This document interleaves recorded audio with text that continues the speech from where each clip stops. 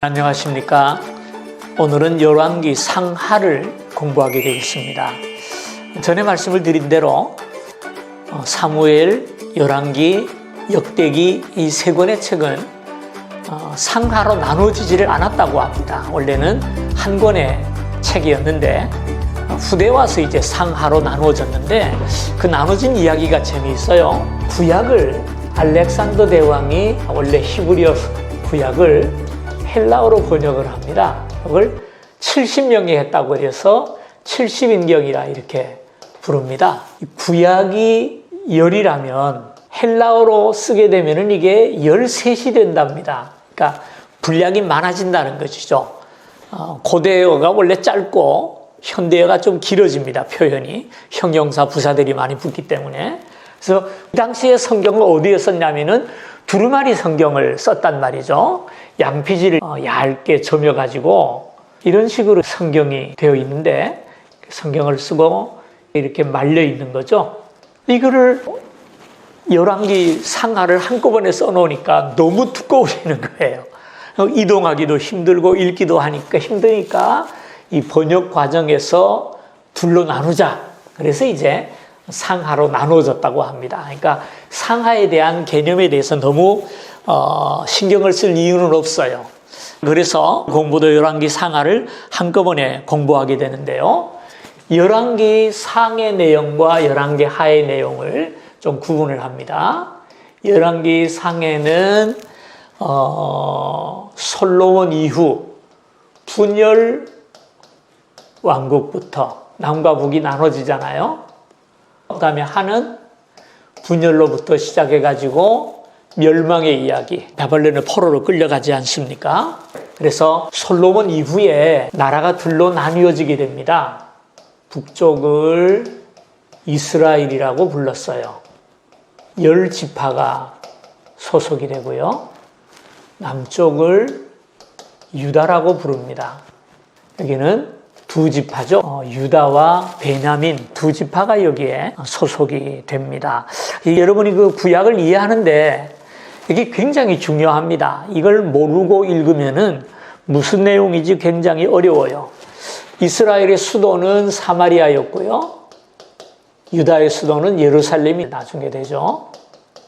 그 본서의 저자에 대한 이야기가 나오는데요. 열왕기의 저자는 알려져 있지 않다. 예레미야라는 전승이 있으나 확실하지는 않다 그랬는데요. 열왕기 상을 좀 찾아볼까요? 8장 8절을 보면 솔로몬이 지은 성전을 쭉 설명하는 과정 속에 이런 이야기가 나옵니다.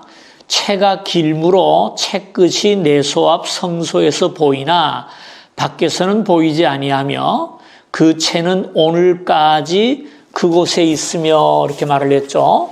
지성소 안에 있는 법궤를 이야기하면서 그 법궤를 꿰었던 이렇게 들기 위해 꿰었던 채가 있는데 긴 막대가 있는데 이것이 길어가지고 조금 삐져나와 있다는 것이죠. 그래서 성소에서는 보이지만 밖에서는 보이지 아니했는데 그 채가 오늘까지 그곳에 있다라는 것을 보면은 예루살렘 성벽이 무너지기 전입니다. 그때 이 책이 기록됐단 말이죠. 그것으로 볼 때 아마도 예레미야가 아닐까라고 생각을 합니다.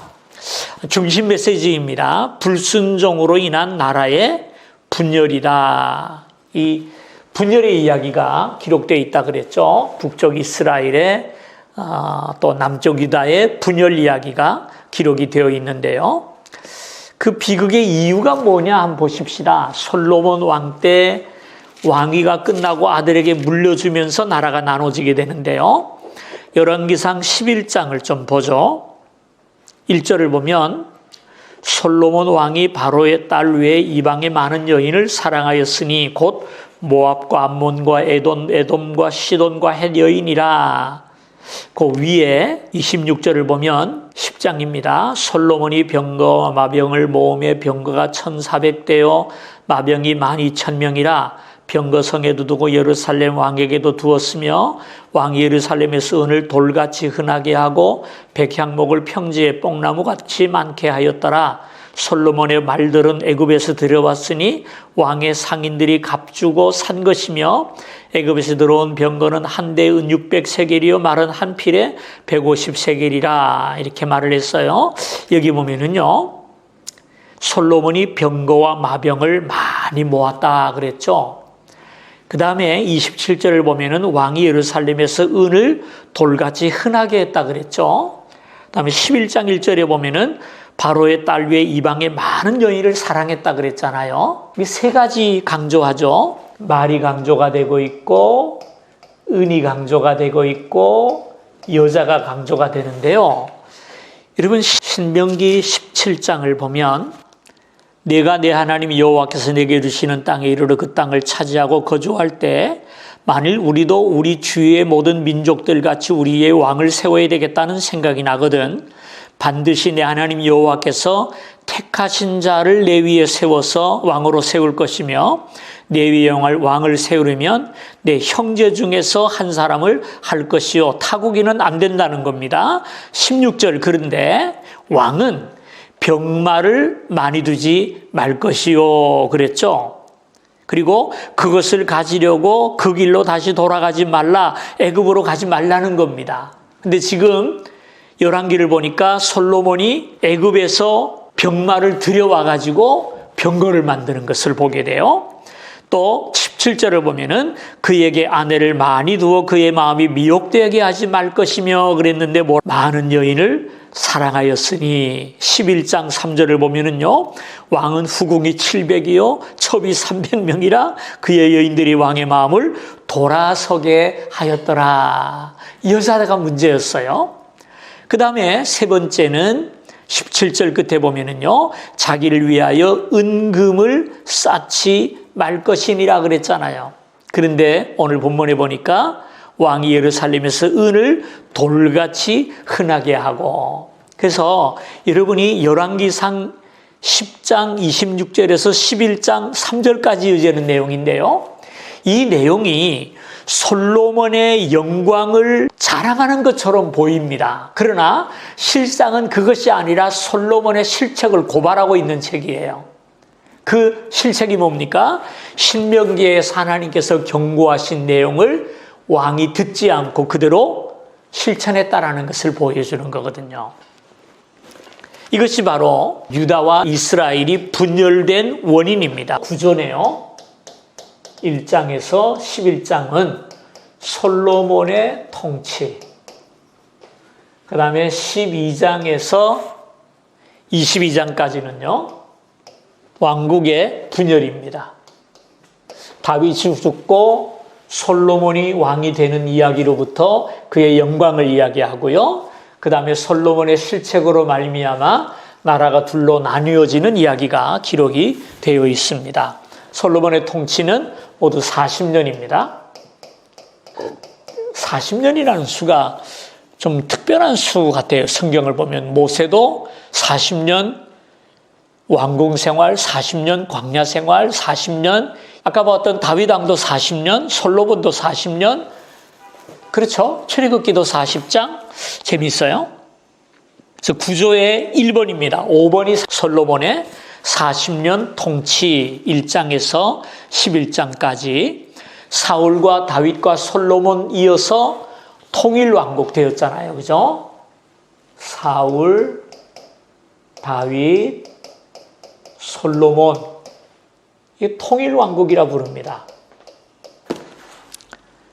솔로몬이 왕이 되었을 때 나이가 어렸다고 그래요. 성경을 보면 어렸어요. 참 지혜로운 왕이었던 것이 이 나라를 어떻게 통치할까 염려하다가 이제 기브온 산당에 올라가 하나님 앞에 제사를 드립니다. 1000번제를 드렸는데 양을 1000마리를 잡았는지 아니면 1000번의 제사를 드렸는지 학설들이 있습니다만은요, 제 생각에는 양을 1000마리를 잡아서 온 백성들과 함께 잔치를 벌이는 화목제가 아니었을까 그런 생각을 해봅니다. 그렇게 하나님 앞에 도움을 구하며 제사를 드릴 때 그날 밤에 하나님이 솔로몬에게 나타나셨죠. 내가 너에게 무엇을 주기를 원하느냐? 내가 무엇을 원하길래 이렇게 거창한 제사를 드렸느냐라고 보니까 솔로몬이 뭘 구했죠? 지혜를 구했어요. 지혜를. 하나님께서 솔로몬에게 지혜를 주십니다. 어떤 지혜를 주십니까? 재판하는 지혜를 주죠. 성경에 나와 있는 이야기입니다만은요. 두 여자가 한 아이를 놓고 잠을 자다가 그만 밤 사이에 죽고 말았네요. 예? 그래가지고 그 때문에 다툼이 난 거예요.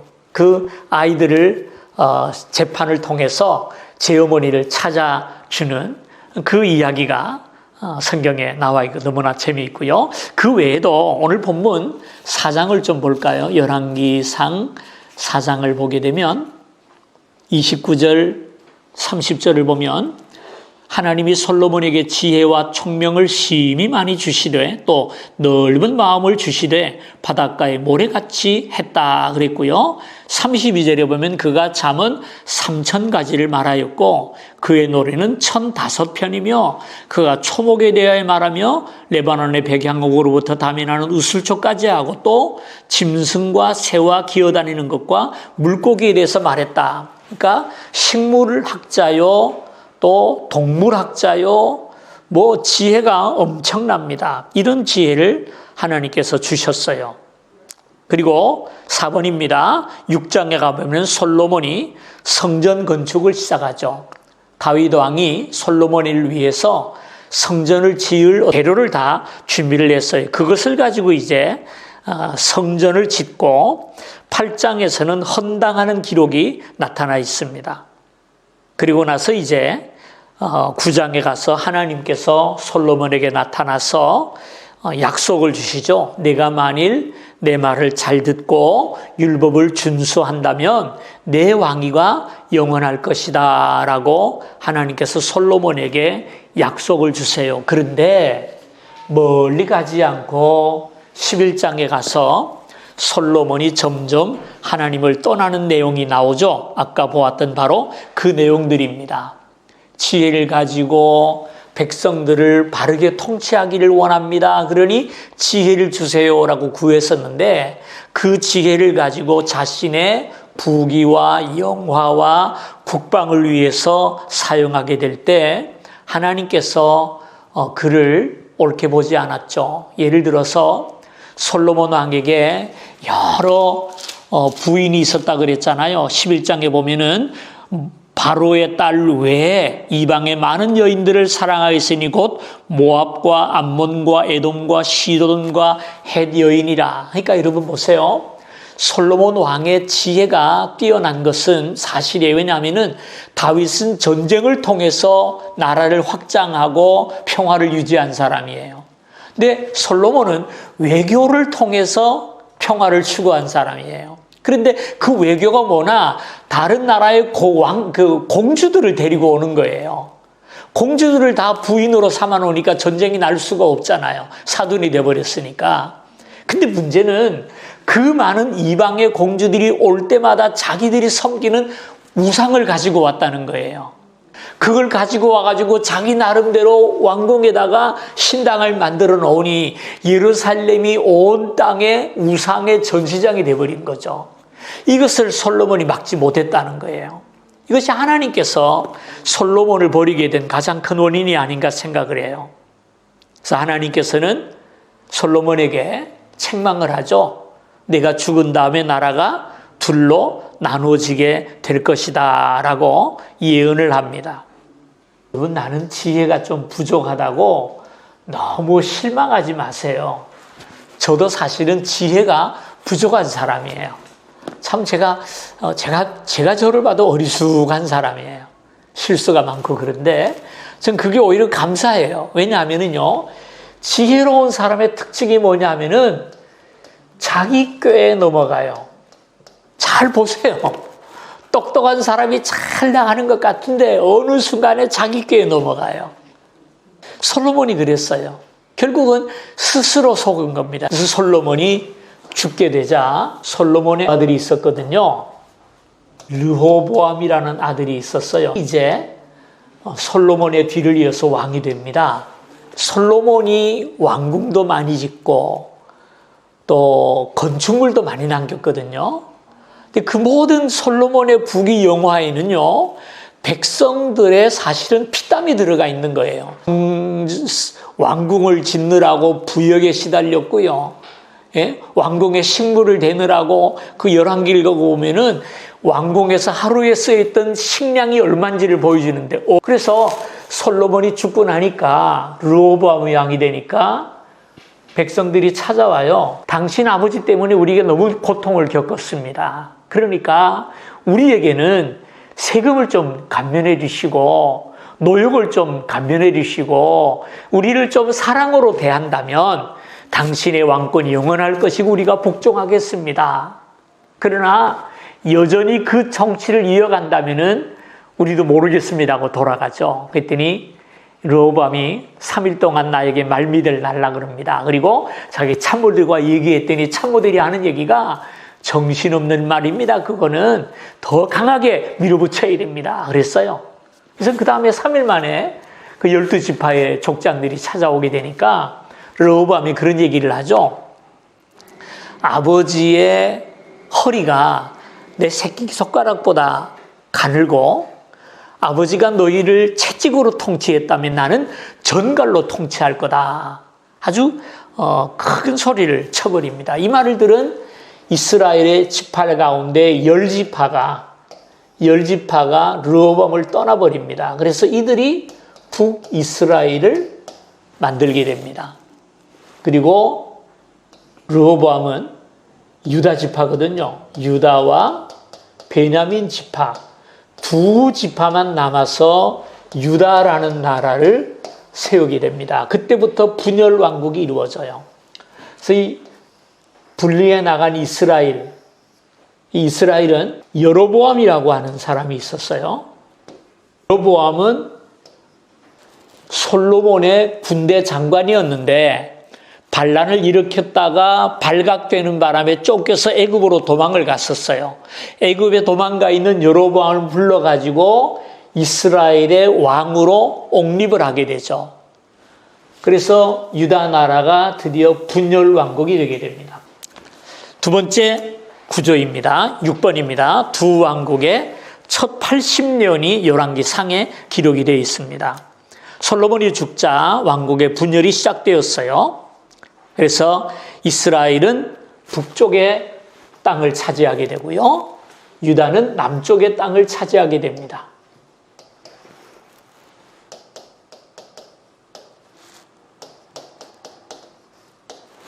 이스라엘에는 여로보암이 왕이 되고요. 여기는 르호보암이 왕이 됩니다. 자, 그런데 이제 여기서 한 가지 문제가 일어나게 됩니다. 북이스라엘이 힘이 크죠. 10지파니까 아무래도 커요. 근데 여로보암 왕이 한 가지 걱정이 생긴 겁니다. 뭐냐면은 명절이 오면 사람들이 예루살렘에 올라가서 제사를 드리고 명절을 지켜야 합니다. 예루살렘은 유다 나라에 있습니다. 이스라엘 사람들이 명절이 되면은 예루살렘에 갈 수밖에 없는 거예요. 그러니까 이들이 자꾸 왔다 갔다 하다 보면은 어차피 마음이 신앙이 예루살렘이 중심이 되다 보니까 내 백성을 뺏기는 게 아닐까.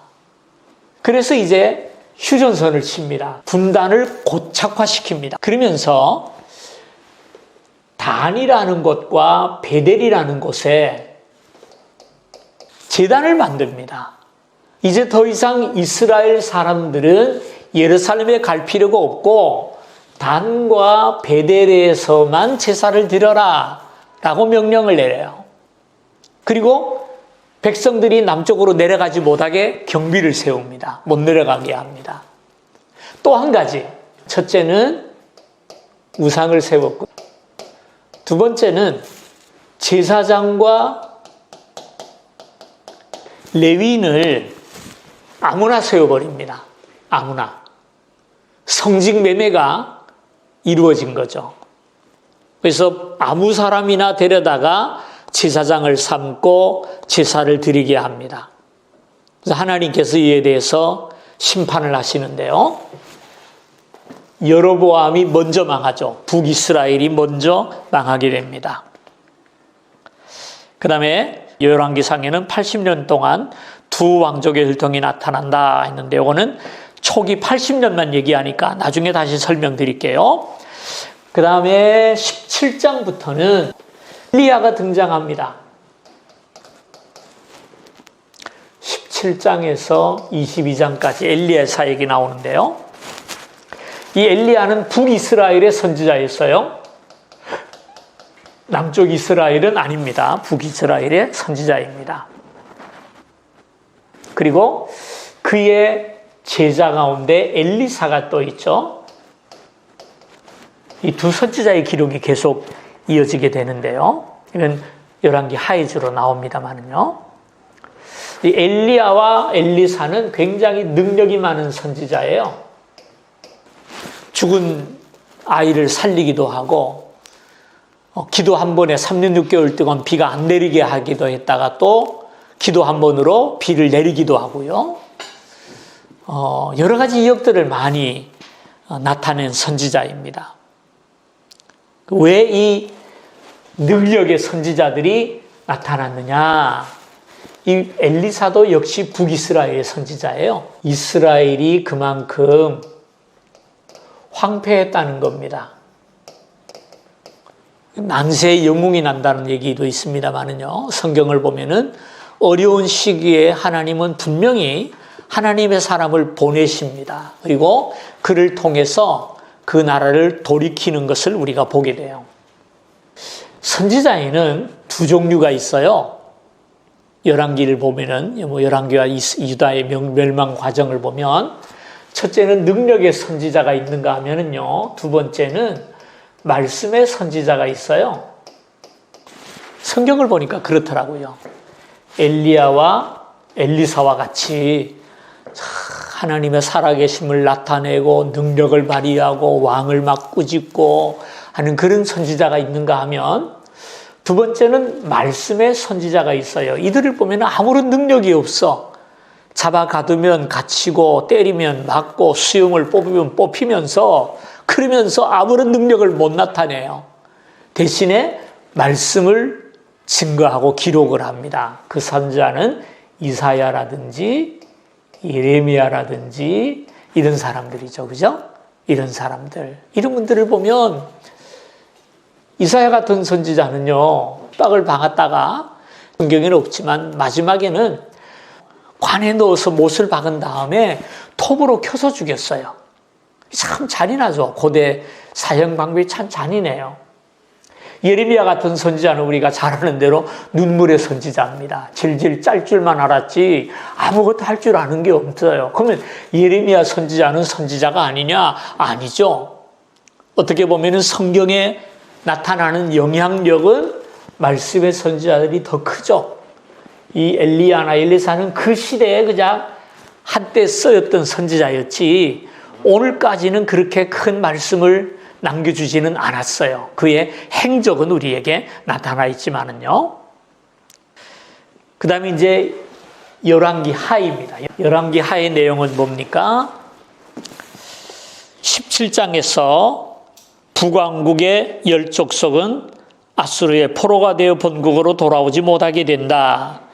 25장에서 남왕국 유다는 바빌론의 포로가 되며 남은 자들만 돌아오게 된다라고 나와 있죠. 열왕기 하의 구조입니다. 3번으로 보겠습니다. 북왕국 이스라엘 사건이 1장에서 10장까지 등장한다. 그 다음에 18장에서 25장은 남유다에 대한 이야기가 기록되어 있습니다. 그리고 이 기간 동안에 선지자의 활동이 많이 나와 있어요. 3번을 좀 보십시다. 여기 굉장히 좀 중요한 내용인데요. 여기는 좀 밑줄을 좀 쫙 하고 그을 내용들이 몇 가지 있어요. 세 번째, 네 번째 줄 보면은 두 왕국에서 번갈아가며 일어난 사건도 11장, 17장이다. 이 부분에서 이스라엘은 아수르의 지배에 들어가며 요나, 아모스, 호세아가 그 당시에 이스라엘에게 예언했다. 요걸 밑줄 좀 하세요. 요나, 그 다음에 아모스, 호세아. 그 다음에 남왕국에서 활동했던 선지자는 오바댜, 요엘, 이사야, 미가, 나훔, 하박국, 스바냐, 예레미야. 요 선지자들의 이름은 지금 연대순으로 되어 있기 때문에요. 요건 꼭 밑줄을 좀 치시고 기억하면 좋겠고요. 그 다음에 멸망 후의 선지자들 있죠. 멸망 후의 선지자 혹은 멸망 시의 선지자는 에스겔, 다니엘, 학개, 스가랴, 말라기. 이분들은 왕국이 멸망한 다음에 활동했던 선지자들이라는 것을 기억하면 좋겠습니다. 왕의 수요를 봅시다. 북왕국 이스라엘에는 19명의 왕들이 있었고 250년 동안 유지되었다. 유다는 20명의 왕이 있었고 요 가운데 하나는 여왕이었죠. 이세벨이라고 하는 여왕, 그 북왕조의 아합 왕의 딸이었던 여자가 시집 와가지고요. 왕자들을 죽이고 왕이 된 적이 있었어요. 그랬다가 제사장들의 쿠데타를 통해서 축소하고 다시 유다 다윗의 후손이 왕이 되었는데요. 유다는 390년 동안 유지되는데요. 수명의 왕이 있었지만 한결같이 다윗의 후손입니다. 그러니까 왕조는 하나뿐이었다는 것이죠. 반면에 북이스라엘은 7왕조가 있었어요. 남유다는 오직 하나의 왕조가 있었죠. 하나님의 신실하심, 성경 역사의 중요한 목표 중 하나는 다윗의 혈통을 보존하여 다윗과 맺으신 언약에 대한 하나님의 신실하심을 보여주는 것이다. 열왕기하 8장 19절에 보면 그의 자손에게 항상 등불을 주시겠다고 말씀하셨습니다. 라는 내용이 나오죠. 내용은요, 예수님과 다윗의 왕위, 주로 성경에 나오는 다윗의 왕권에 대한 내용은요, 장차 올 메시아 예수 그리스도에 대한 왕권이라는 것을 우리가 기억하면 좋겠습니다. 자, 열왕기상하의 메시지입니다. 열왕기서가 우리에게 보여주고자 하는 메시지의 내용이 뭐냐?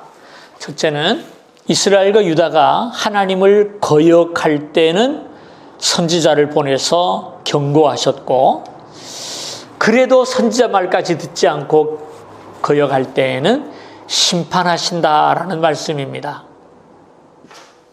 그래서 하나님의 명령에 순종할 때에는 왕권이 또 나라가 점점 강성해 갑니다. 솔로몬 때 그러했고요. 여호사밧 때 그러했고요. 히스기야 왕 때 그러했고요. 그런 왕들, 하나님께 순종할 때에는 나라가 번영해 갔는데 하나님을 떠나고 우상을 섬길 때마다 나라가 점점 기울어가는 내용이 열왕기 상하를 계속해서 점철돼 가는 것을 보게 됩니다. 그래서 재미있는 것은 하나님께서 이스라엘을 선택한 이유는 열국의 모범을 삼기 위해서였어요. 여러분 성경을 하나 찾아보십시다. 에스겔서 5장 5절을 좀 볼게요. 에스겔서 5장 5절을 보면 주 여호와께서 이와 같이 이르시되 이것이 곧 예루살렘이라 내가 그를 이방인 가운데 두어 나라들이 둘러있게 하였거늘 그랬어요. 왜 하나님이 지중해 변 실크로드에 이스라엘이라는 나라를 세웠느냐? 에집트, 아라비아, 바벨론, 아수르 이런 나라들이 예루살렘 이스라엘을 보고 배우라고 이스라엘을 선택하여서 가나안 땅에 두셨고 열국이 둘러있게 했다라는 말입니다. 왜? 본받으라고. 이스라엘처럼 살라고. 그런데 이스라엘은 어떻게 됐어요? 이방인보다도 더 악을 행했다. 5장 6절입니다. 그가 내 규례를 거슬러서 이방인보다 더 악을 행하며 내일로도 그러함이 그를 둘러있는 나라들보다 더하니 그렇게 말을 했어요. 참 안타깝죠. 본으로 이스라엘을 부르셨는데 좋은 본이 아니라 나쁜 본을 보이는 이스라엘이 되고 말았습니다. 우리 오늘 말씀의 결론은 요 그림을 잘 좀 머리에 남겨두십시다. 하나님께서 아브라함의 후손 이스라엘을 요 가나안 땅에 두신 이유는 열국으로 둘러있게 하셨다라고 말씀하셨어요. 에스겔서 5장 5절입니다. 왜 둘러있게 했느냐? 보고 배우라고. 근데 이스라엘은 보고 배울 나라가 아니라 저러면 안 되는 나라가 되고 말았죠. 그렇죠? 오늘 이 이스라엘의 모습은 우리들이 좀 배워야 될 내용들입니다. 하나님께서 우리를 이 땅에 하나님의 아들로 불러주시고 하나님을 아버지라 부르게 하실 때에는 우리 그리스도인들이 이 땅에서 본이 되라고 우리를 부르신 거거든요. 우리 그리스도인을 보고 하나님을 모르는 사람들이 하나님께로 돌아오게 하려고 우리를 부르셨는데, 오늘 우리 한국의 그리스도인들이 이 땅에서 본이 되기보다는 손가락질을 당하는 일들이 좀 많은 것 같아요. 너무 안타깝습니다. 물론 세상이 잘못됐기 때문에 교회가 그렇게 보일 수도 있지만, 그 세상을 우리가 바로 살지 못하기 때문에, 이스라엘처럼 이방인보다 바르게 살지 못하기 때문에 어려움을 당할 때가 참 많은 것 같아요. 우리가 다시 한번 이 말씀을 기억하면서 이스라엘의 실패가 우리의 실패가 되지 않으려면은 우리도 이 땅을 살면서 하나님이 기뻐하시는 삶을 살아야 되겠다라는 그 사실을 꼭 기억하면서 세상에서 빛이 되고 소금이 되는 저와 여러분 될 수 있기를 주님의 이름으로 부탁합니다. 오늘 공부 여기서 마치겠습니다. 안녕히 계십시오.